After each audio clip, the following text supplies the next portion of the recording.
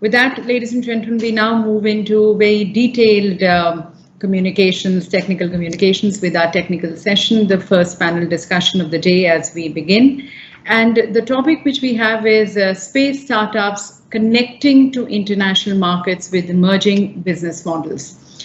Today, if you see, the Indian startup ecosystem is home to approximately 60,000 active startups, which is inclusive of both funded and bootstrap startups. So the discussion which we are going to be having with our esteemed panelists here is on factors of financing and business models that build the space ecosystem and enable them to connect with the international markets. I welcome the chair of the session, Mr. N. Sudhir Kumar, the Director Capacity Building Program Office, ISRO headquarters, and he's responsible for industrialization, indigenization, technology transfer, technical infrastructure, and outreach activities of ISRO. Also, a very hearty welcome to the moderator of the session, Mr. Abhishek Malhotra, founding partner, TMT Law Practice. He has more than 2 decades of extensive experience in the primary areas of expertise, including intellectual property, commercial dispute resolution, technology, media, and telecommunications. And let me also welcome all our panelists who join us in this discussion. Mr. Sanjay Nikanthi, Managing Director of Dhruva Space, Mr. Srinath Ravichandran, the CEO of Agnikul Cosmos, Mr. Sunil Indurti, Director, Agista Aerospace, Mr. Karthik Ravindra, COO of Satshore, and Ms. Neha Satak, the CEO of Astrome Technologies.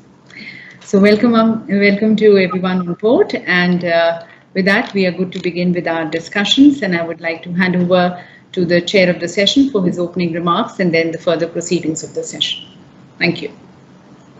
Thank you, Ms. Chaudhary. I'm Sudhir. At present, I'm working as a director in the Capacity Building Program Office of ISRO headquarters. And the startup phases I'm seeing, they're quite familiar to me. Probably, I think when you are talking about the current industry scenario, if you don't talk about the startup, it is something like that, taking a rice without any recipe. Okay, I think probably the startups would be the future choices of the very competitive as well as very innovative space building process. What I could see. Probably, I think if you allow, I'll just make a small presentation what I made it, just for building the gaps.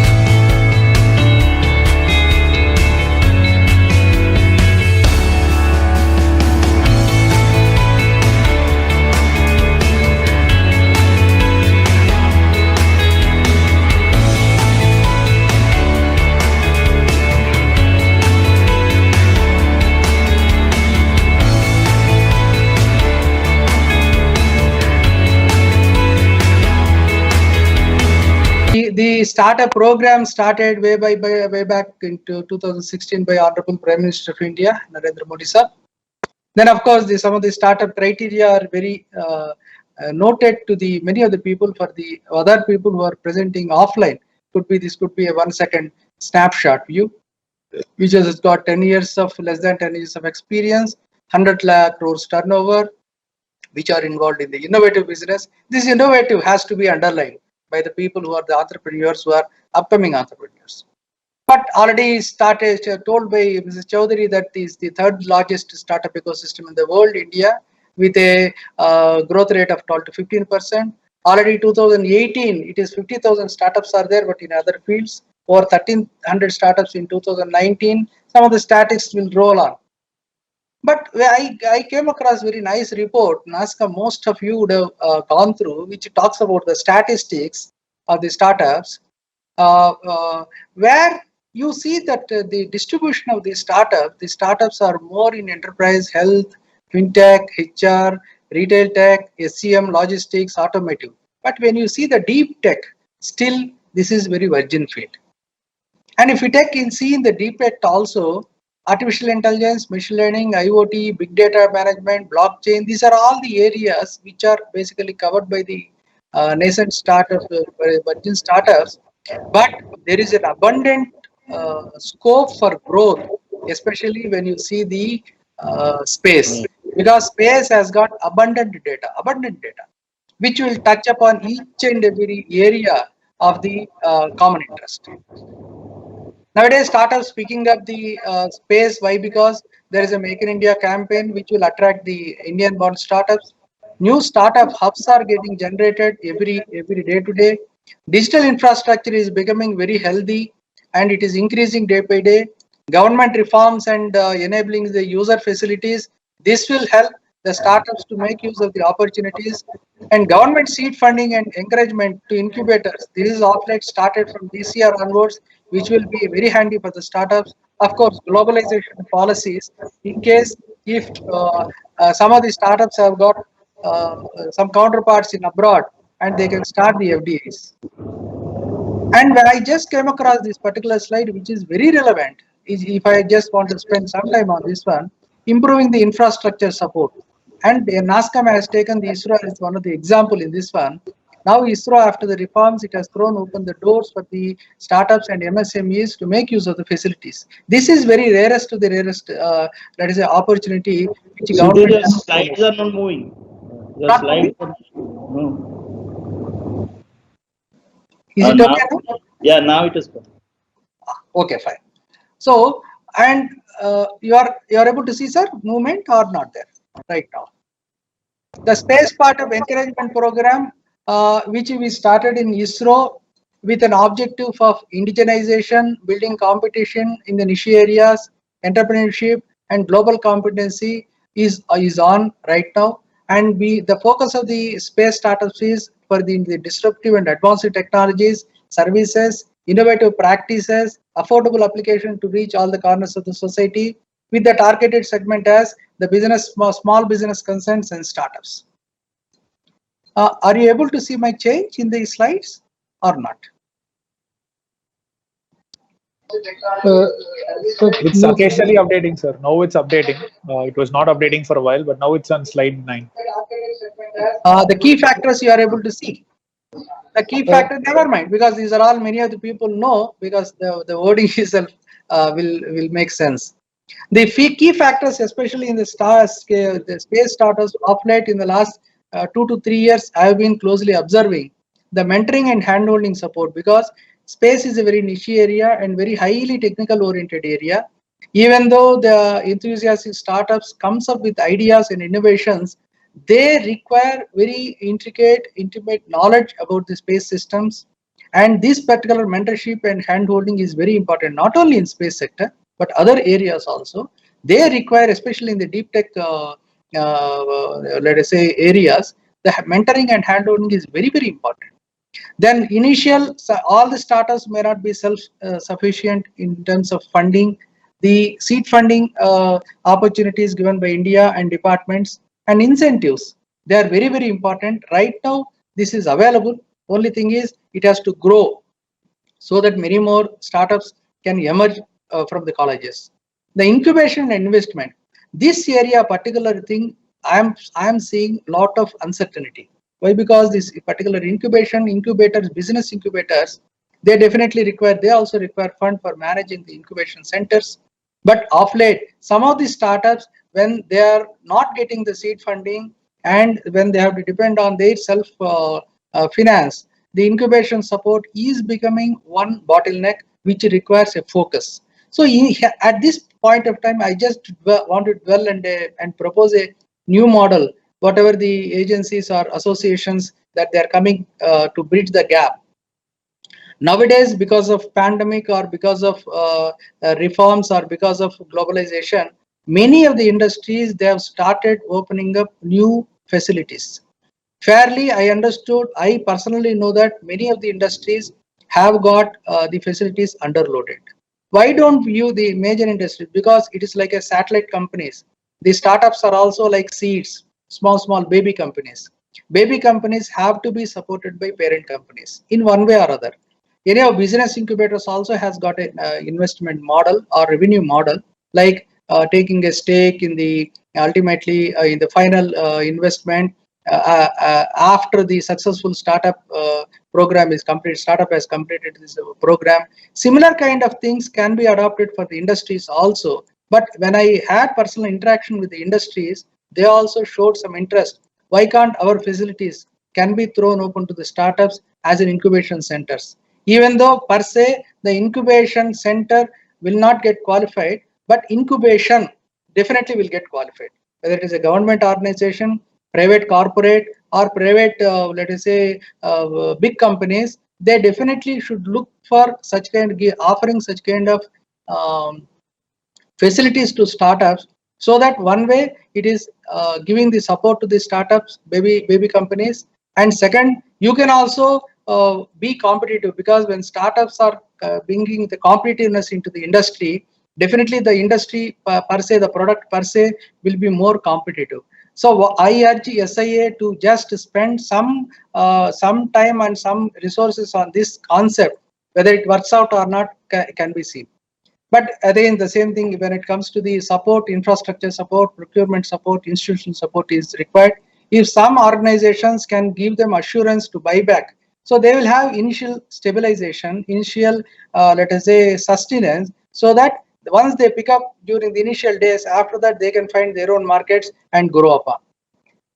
And ISRO has thrown some focal areas. I just in another 2 or 3 slides, I can show some of the concepts where ISRO is interested to grow. So these are all the focus areas, but not exhaustive. These are all the areas one can concentrate to pick up the ideas or business.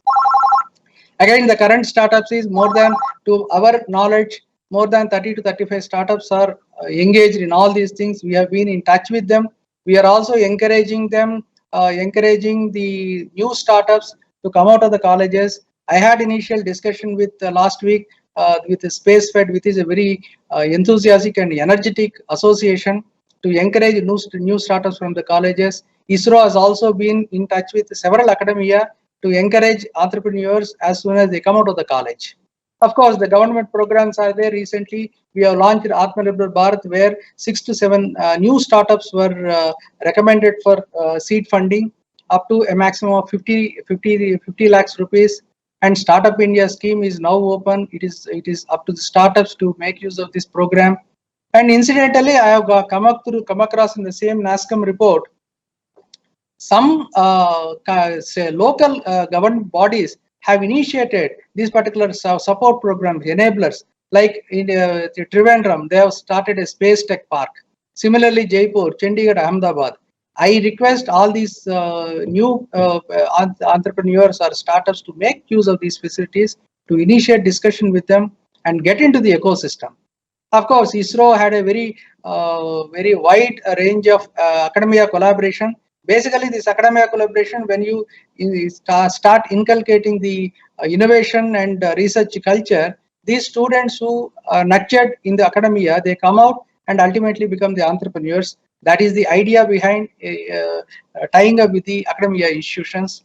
Of course, technology transfer is one area ISRO offers many technologies at very affordable cost, so that these startups can make use of these technologies and create value-added products with their innovation.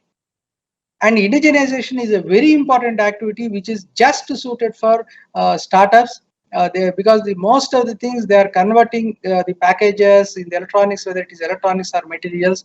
These documents are available in the ISRO website. One can go through and make use of these facilities also. I hope the thought process what I have put it across may expect some kind of synergy and some kind of thought process. Let the session dwell on many more such aspects from the young people. Let us know how actually, let us create some kind of platform or some kind of thought process, so that it can be made use of for the ecosystem and the startup ecosystem at large. Thank you. And I request Mr. Abhishek Malhotra to take the proceedings further. I'll be witnessing. Probably, I think whenever this one is there, probably my intervention is there. I will just rope in. Thank you very much. Thank you so much, sir. Thank you for that great introduction and always the words of encouragement, which are extremely important for not only the startup sector but also all the the youngsters associated with this. And it's your lead that that provides the the required impetus for the growth of this sector. Um, so as Dr. Subbarao started his company in the in the private sector in 1993. He's a veteran in the industry. We have the veterans from ISRO also blessing this gathering. But Dr. Subbarao worked at a time when the concept of startups was alien to the Indian business sector. Today, we are in a regime where nearly in every sphere of business activity, startups are a buzzword. Uh, the intent to really open up the space sector, which is demonstrated by the fact that we've seen 7 policy documents, draft policy documents in the last less than a year.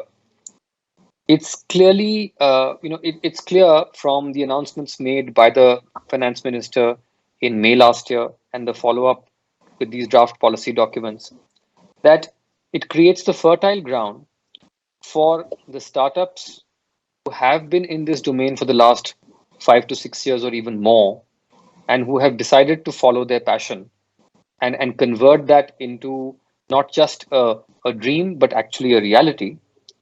Uh, this is an opportune time for the startup sector in the commercial space regime to really grow. The basis for that, the circumstances for that are being provided. The Indian private commercial space sector is young, but so are the pallbearers of this new space revolution in India. So, without much further ado, I would like to open this session up and request each of our panelists here today, Sunil Indruti, Sanjay Nekanti, Neha, Karthik, and Srinath, to just spend a couple of minutes to introduce themselves and their companies before I can engage them in perhaps a little more interactive and an interesting discussion. We can start with you, Neha. Thank you, Abhishek. Good afternoon, everyone. My name is Neha, and I'm the co-founder and CEO of Astrome. Astrome is a VC-backed deep tech company developing millimeter wave communication technology for both ground and space applications. Our first product is an award-winning E-band backhaul product that solves the last mile backhaul problem for 4G, 5G, and rural broadband networks. We are also gearing up to launch our second product, which is a KU band flat panel terminal. We'll start with KU band and then move on to other frequencies. This would be particularly useful for mobility applications for GEO satellites as well as for LEO satellites, which require smooth handover between satellites for effective communication. Thanks so much, Neha. Karthik, you're up next. Okay. Hi all. My name is Karthik. I'm Chief Operating Officer at SatSure. So what SatSure does is we are a downstream Earth observation imagery analytics company. So we consume the satellite imagery and we provide analytics for banks, insurance, infrastructure monitoring, and likewise state and central government agencies. We also work internationally with other governments and other countries and other private institutions in Southeast Asia, Europe, all those places. So, thanks. Thanks, Karthik. Sunil? Hi. Thanks, Abhishek. So I'd like to thank SIA for the opportunity to speak at this event. My name is Sunil Indurti, and I'm the Director of Business Development for Azista Aerospace. So we are a satellite manufacturing company. We build satellites in the 50 kilogram to 150 kilogram class. And our USP is that we manufacture about 70% of all the subsystems in-house. And we serve constellations. We position ourselves as an enabler of constellations. I'll probably get an opportunity to give more details about the company as the discussion progresses. Thank you. Thank you so much. Srinath, may I ask you to introduce yourself in the company? Hi, good afternoon, everyone. My name is Srinath. I'm one of the co-founders and CEO of Agnikul Cosmos. At Agnikul, we are building a series of small launch vehicles that can really address the going to space problem for small satellites on an on-demand basis. And we're developing new technology not only on the engine side but also on other fronts, wherein we can really make this a complete made in India vehicle. To directly address the customer's needs. We usually work out of the IIT Madras ecosystem, which is where we started as a company. And we've been lucky to have raised, a couple of rounds of money so far. And hopefully, if all goes well, sometime towards the later part of next year, we can be trying some actual launches out of India. So thank you. Thanks, Srinath. All the best for that. Last but not the least, Sanjay. Thanks, Abhishek. Thanks, SIA, for inviting me for this event. It's estimated that about 20,000 satellites will be launched in the coming decade or so, and this 20,000 number looks like a very conservative estimate. If you look at the recent FCC filings, the numbers could be much higher. So now if you have to launch these 20,000 satellites, there needs to be a fundamental change in how satellites are manufactured, how satellites are launched, and how satellites are operated. That's where Dhruva comes into play. My name is Sanjay. I'm the CEO and co-founder of Dhruva Space. We are a full-stack space engineering solutions company. We work on the space segment, launch segment, as well as the ground segment. On the space segment, we build satellite platforms ranging from 1 kilogram all the way up to 300 kilograms. On the launch segment, we are primarily building spacecraft launcher interfaces, which are compatible with multiple launch vehicles globally. On the ground segment, we are aggregating Earth stations so that users could just operate their satellite sitting in their home, using a terminal. That's about us. Thanks so much. Thank you for not only introducing yourselves and your companies, but also sticking to my moderated time limit of a couple of minutes each. With that, let's go to the more interesting part of this discussion.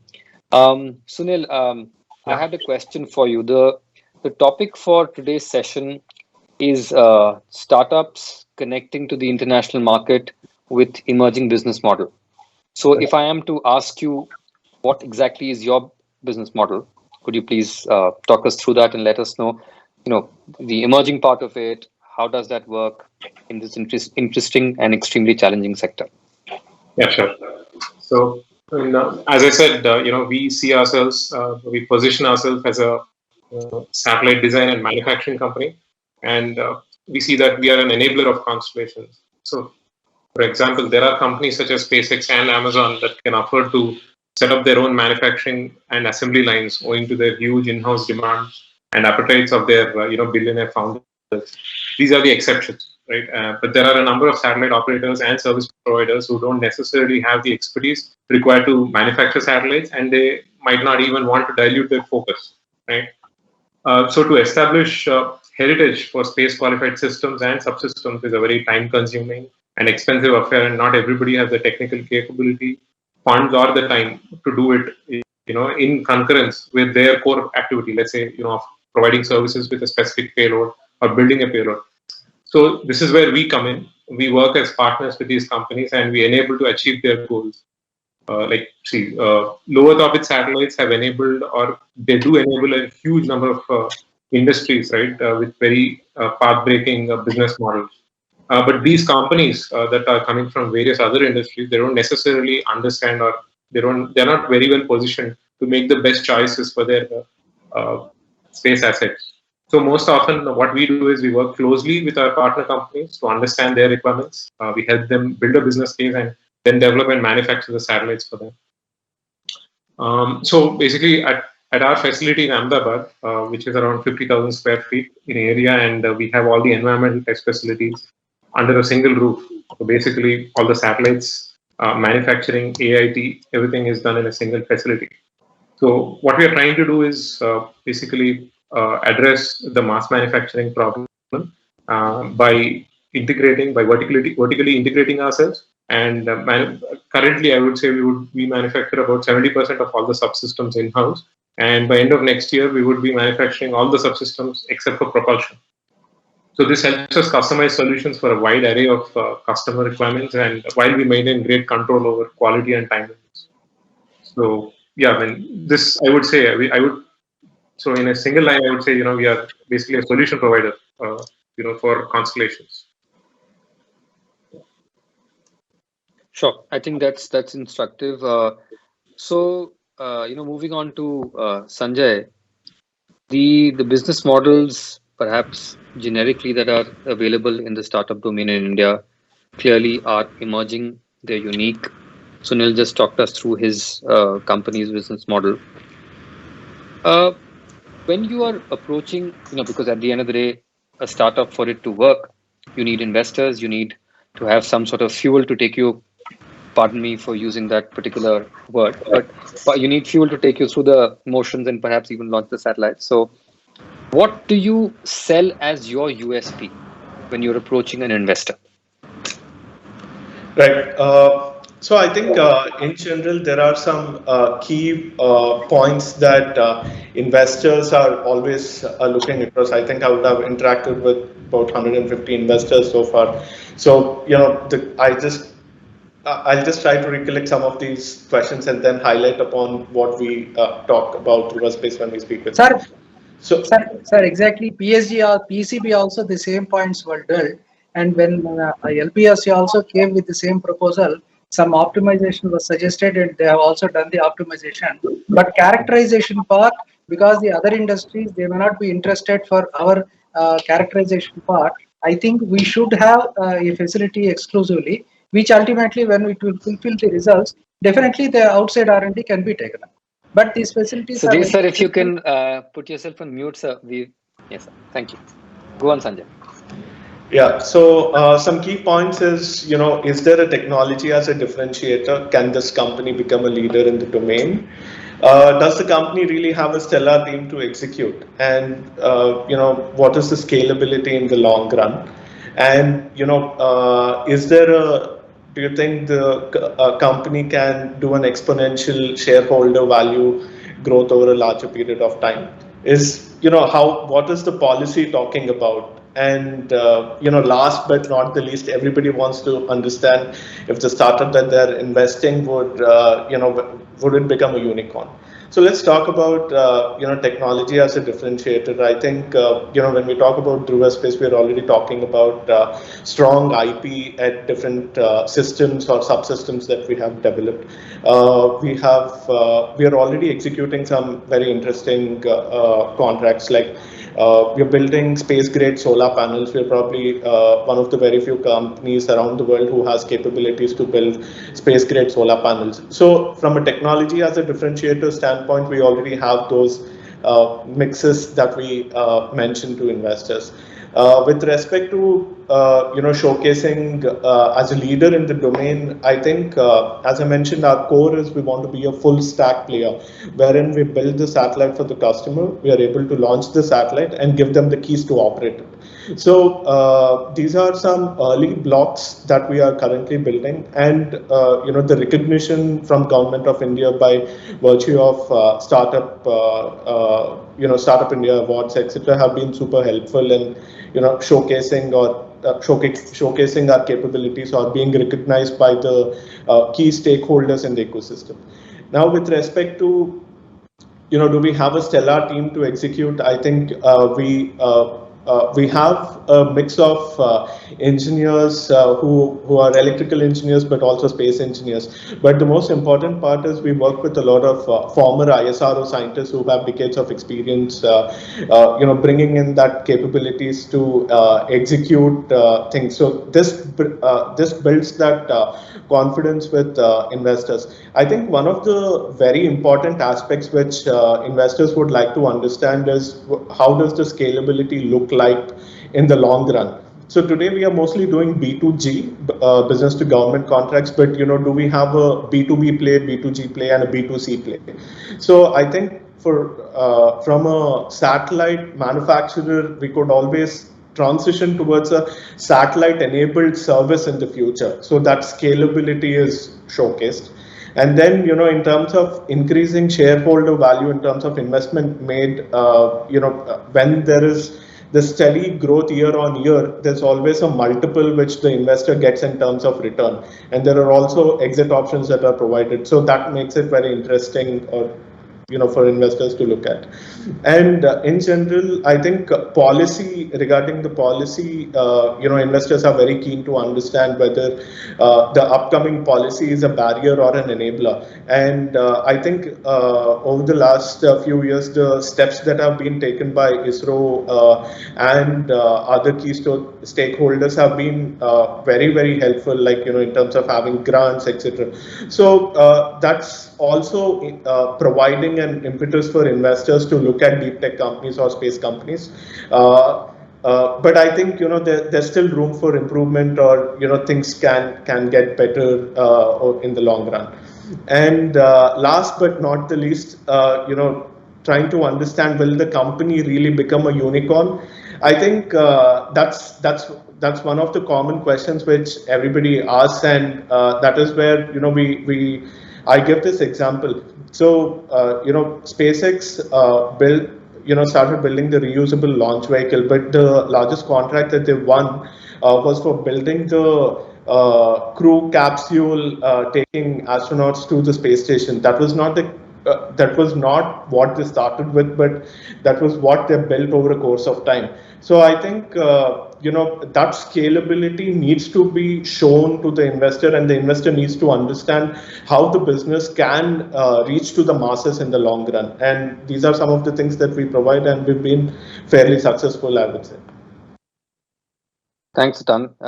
That's quite not only music to my ears, but that of all people aspiring to get into any type of startup sort of domain, and specifically in this area. That's a fair summary of that. Going on to some more specific brass tacks, Neha, what do you see, or what have you seen as the challenges that deep tech companies have faced in developing their products in India? Because at the end of the day, we're talking about getting into the international market and connecting to the international market. So what are the challenges that deep tech companies face in making those products in India? Yes, thanks, Abhishek. So it's a very interesting question, and something that we can, of course, relate to, not just because of our journey, but also because of all the other startups that we've seen, especially in the deep tech sector, in various sectors, not just space, but every other vertical. So one of the things, the key thing that is missing in the Indian ecosystem, which actually impacts the deep tech startups, is time to scale. And time to scale is majorly driven by two factors. The first factor is access to risk capital. And we're not just talking about seed capital, but we're talking about Series A, Series B, Series C kind of capital. And the second thing that is important to accelerate that scaling is actually early access to market, which is really early feedback from the market about what you're developing and how it fits into the ecosystem. Because a lot of time deep tech technology takes a while to develop, and getting that early feedback is absolutely critical to reach that stage. And you can see both of these things happening very effectively in some of the global Silicon Valley, for example, Silicon Valley startup ecosystem, where there is risk capital available very early on, but not just limited to seed money, but pre-Series A, Series B, Series C. And people have that attitude of taking risk on new things, which may not have been done before anywhere in the world.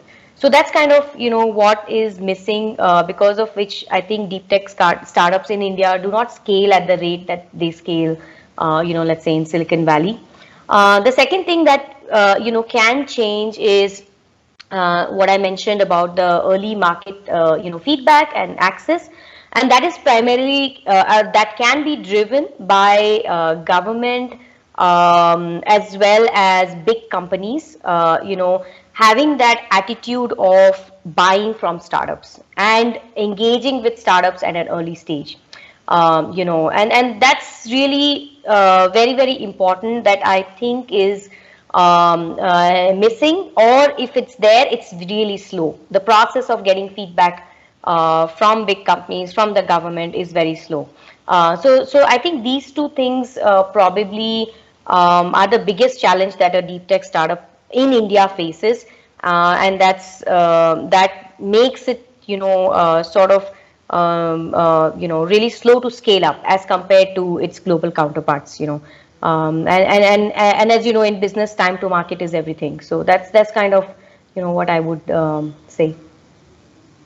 Before I move on to the next question, Neha, a follow up on what your answer was.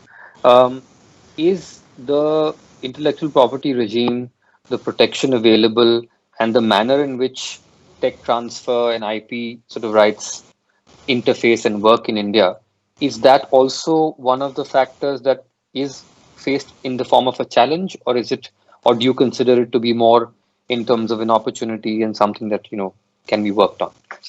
So from our personal experience, I don't think that has been a challenge for us. But I think we have not completed our complete journey, so I would reserve my comments on that, especially with matters about, related to how do you sell your IP, intellectual property, or you transfer it even, between countries. That is something that we are, yet to experience. And but overall, our experience of filing intellectual property has been pretty smooth. But that being said, a deep tech startup needs to, protect their IP globally. Of course, the court system in India is not the best, as we all know. It's extremely slow. That makes the intellectual property protection less effective as compared to, let's say, if you had the same IP filed in US and you were actually,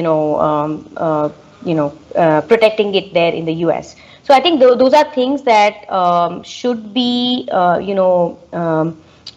would say, made strengthened in the country, because ultimately we as a country will be valued, due to our intellectual property. Unless we just want to be a manufacturing hub, which is not going to gain us that status of being, in the top tier economies in the world who drive the global business. Thanks for that, Neha. In fact, just one bit of input from my end, because I do get an opportunity to practice in the IP domain in India, and in the last 22 years that I've been practicing, I've actually seen a positive change in the protection and enforcement levels of intellectual property in the country, with more and more courts not only getting IP savvy, but also understanding the value of the interim injunctions to protect the value of IP. So I'm only hoping that that same thought process continues, percolates, and is helpful to the industry overall. Karthik, Mr. Sudhir talked about quite a few of the initiatives that have been carried out in the recent past in terms of the support that is to be given to the startups overall, and specifically startups in the area that we're talking about. But what, according to you, can the government do additionally to help startups not only connect to, which is the topic of this particular session, but also compete in the international market? So right now, if I could relate how the space industry is, it is kind of like entering into the 1990s LPG reforms type of environment, where we are moving from regulatory to facilitation alone from the government rather than control and other stuff. So that is a good movement in terms of the draft policies and things released and all those stuff enabling. But even then, we need more clarity in actually how it can actually operate. Meaning, there are, let's say, for example, because we are a downstream company, we use exclusive like a hell lot of satellite imagery, and the imagery itself is subject to a lot of security in the sense that what all areas you can image, and then what are the things or not. So if we are going to operate at let's say a regional level of like at least a Southeast Asia or something, and then they don't have a capacity to capture a imagery of a particular place, and we come through channel of like Indian government, but there is a clause in the draft itself that okay, so government reserves any right based on the international obligations or something, which is a very vaguely put wordings. All those things are there, so that has to be smoothened out. And apart from that, the organizations, meaning when we are interested to work in the other geographies and things like that. So the first thing what is that if government helps us to move through an MOU kind of stuff to give us a recognition that okay, this is a at least a security cleared company, that okay, you can trust them and start doing a business with them, because that's exactly the case happened when we were first time entering into Philippines market. For a agri lending portfolio, we working with their government and other government agencies. At that time, there was an MOU actually being signed with our Honorable President of India, Mr. Kovind, and their president, and we were a part of that the entire thing. And then it started as a pilot project, and then we moved into full scale crop monitoring portfolio for like a million hectares of area kind of stuff. So let's say if we want to operate, we also want to operate in other regions like Cambodia or Indonesia, where getting entry into the market itself there is a huge barrier because of various reasons. There is no push, and there is no agencies in their country equivalent to our CII or here SIA and things like that. So in those cases, if government could support us through some like a trade facilitation, so it would be very much helpful to directly enter into the market. So there are two markets. One is their incumbents into their own countries, how not much, but also the other international players who have already got into through some other channels where Indian Indian players are not able to get into them, because there it's a little difficult to get things done through our government. Meaning process is slow. Yeah. So these are the things we could. Yeah. Sure. So I think I will come back to the panel with a little more, directed and specific question. But I have one question for Srinath. Srinath, you mentioned that you've been successful more recently in raising funds for the company in terms of what from investors. But what, according to you, if you were to sort of give some sort of guidance, what according to you have you guys done correctly or not done correctly? And specifically, what is your input on how a company, a startup in India, can connect to the international market? Sure. So I think I would say three things which I think we didn't totally exactly plan it, but it's sort of aligned. So I'll talk about that without taking too much credit for it. I always give a lot of credit to coincidence as well in any startup's journey, including ours.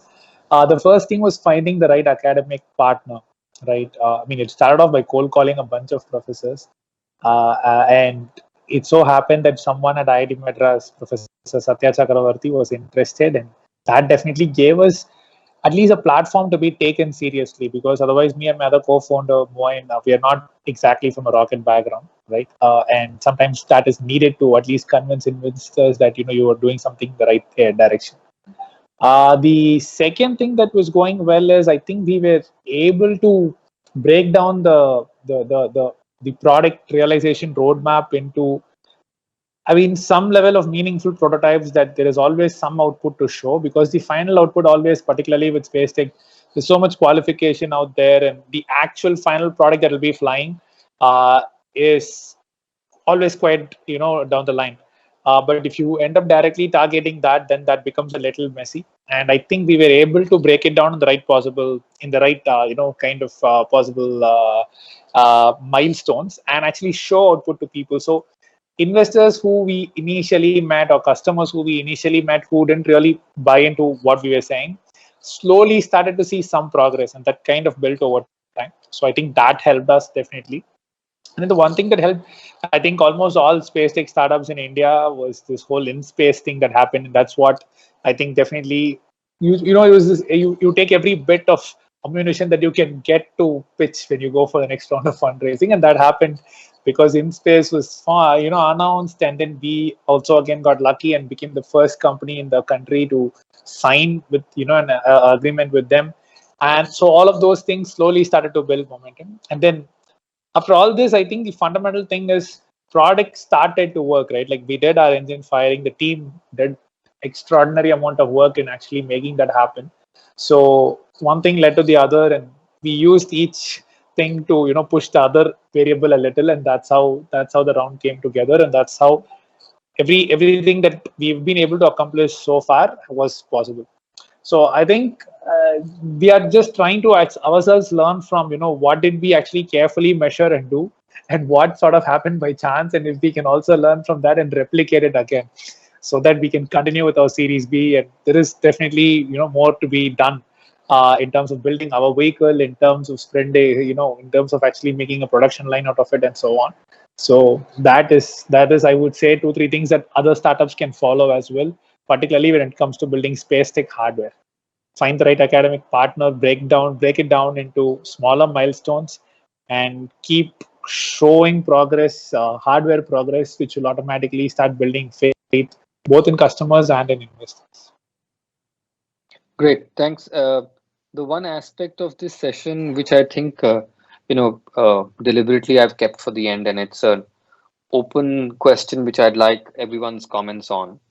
The session does talk about startups reaching out and connecting to the international market using their emerging business models.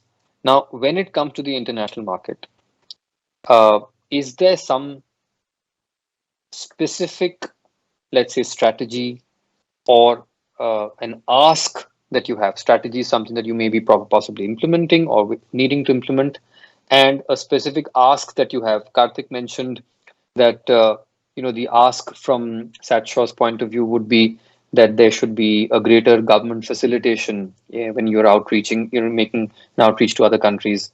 Are similar asks available with any of you? Have you thought about those? What do you think it would take for a startup to actually go out and connect in and compete with in the international market? You guys can go as you would like. I mean, perhaps we can start with Karthik. You've already given a precursor, so perhaps we can go back to Sunil and then come back again to you a little later. Yeah, so Abhishek, what I think is that in order to be able to compete or take the product to a global stage, particularly I would say, the startups or the companies that are the amazing array of new companies that have come out in India, they are in no way lesser compared to the ones that are up in the US or Europe.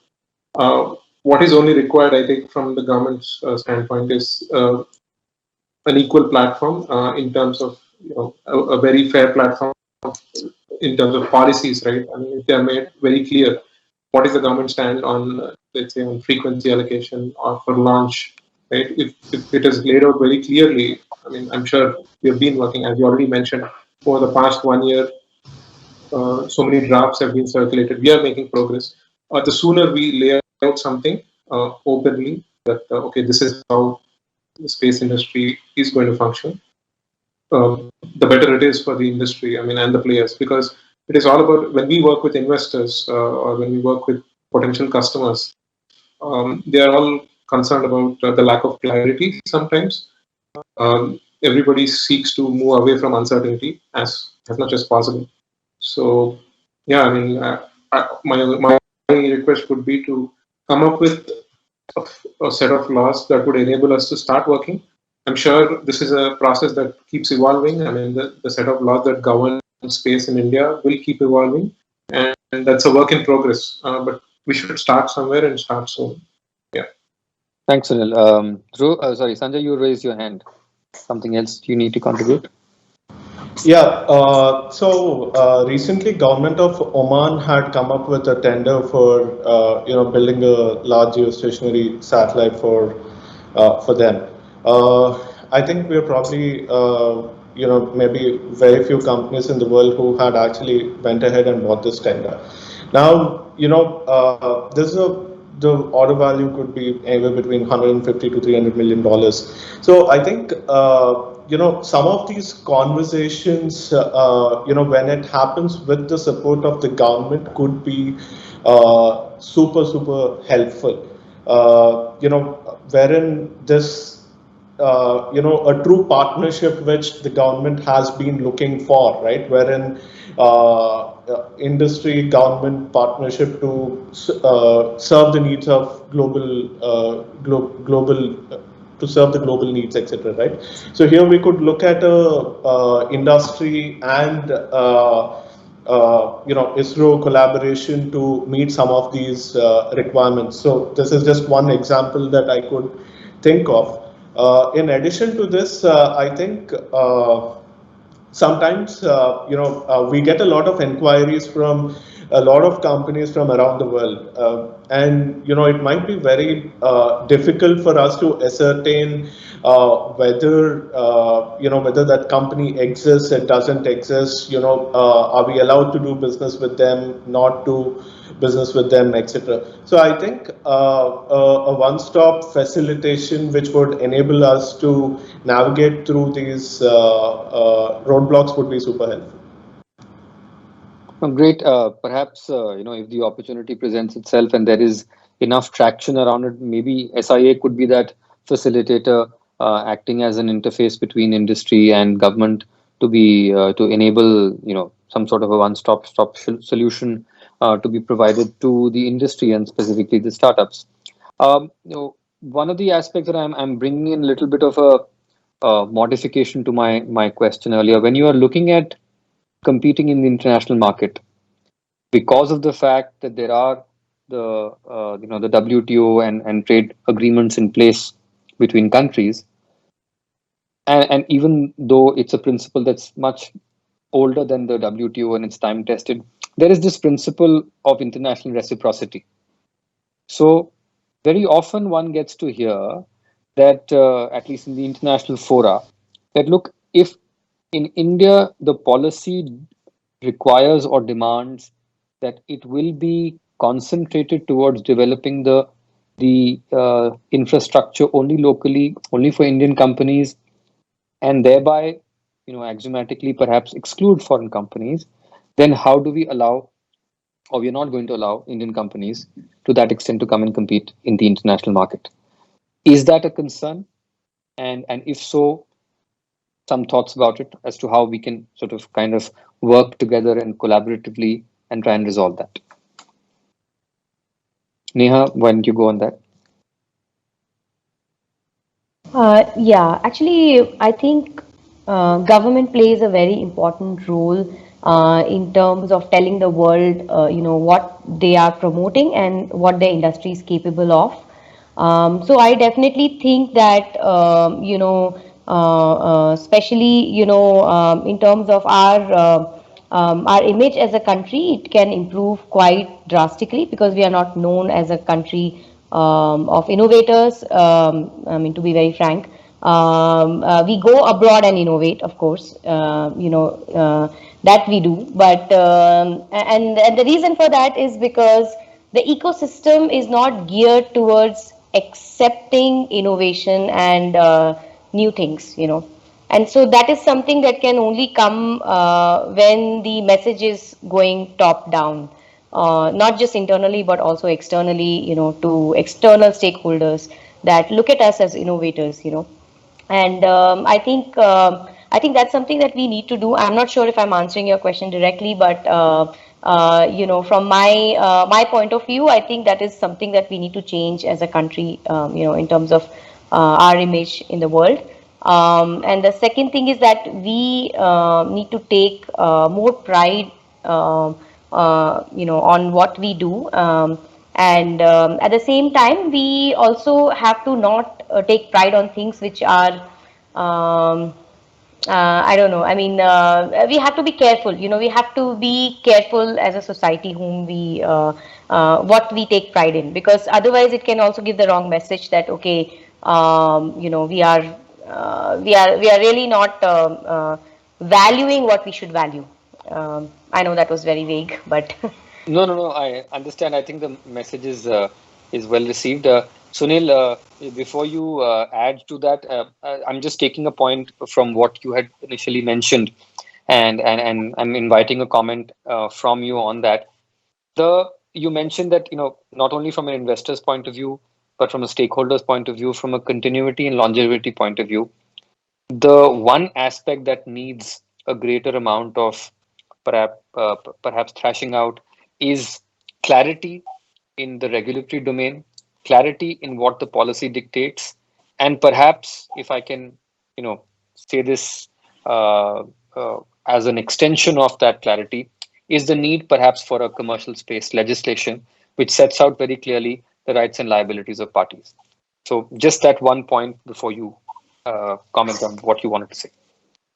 Yeah, I mean, very much. There is a need to understand, what are the liabilities or the opportunities that various stakeholders have when they act in this Indian space ecosystem.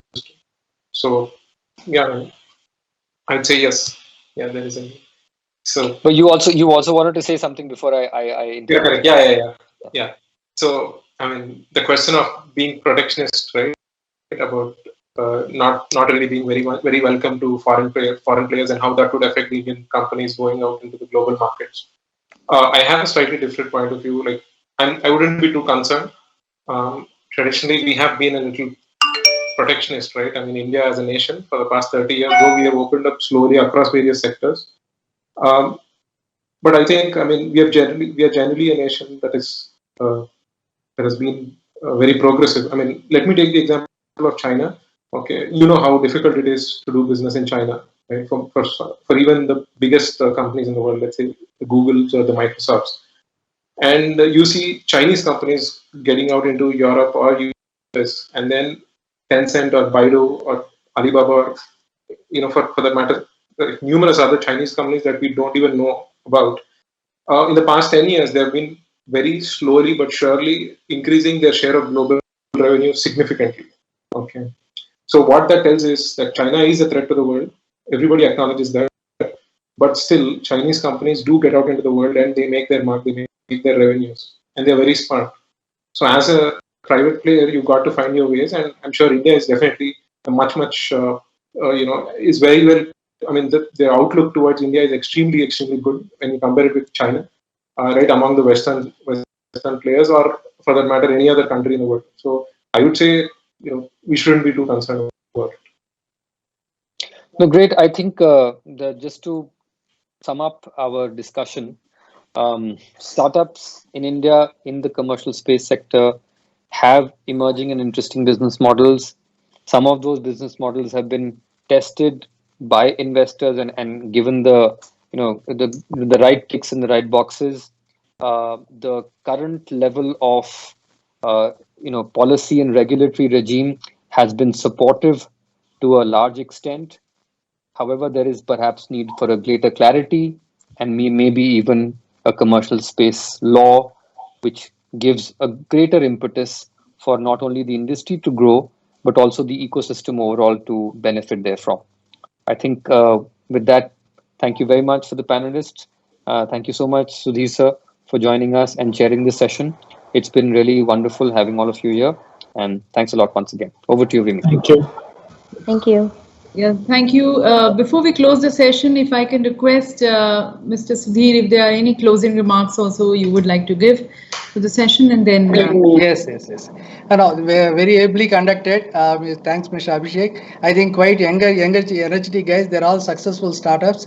Probably some of the ideas what I have thrown, probably the new startups which are just entering or jumping into the ocean of startup require some kind of liberalization and support. And of course, Neha also supported that the corporates have to come forward, open their doors for in some way or other, either backup or I was already mentioned, because these are all some of the things which we have discussed. Probably, I think, let us see the recommendations of such kind of agencies and institutions come forward. Probably, I think these are all the initial days to tighten our belts. Let us hope that the startups ecosystem will grow further as it was envisaged. Thank you. Thanks a lot.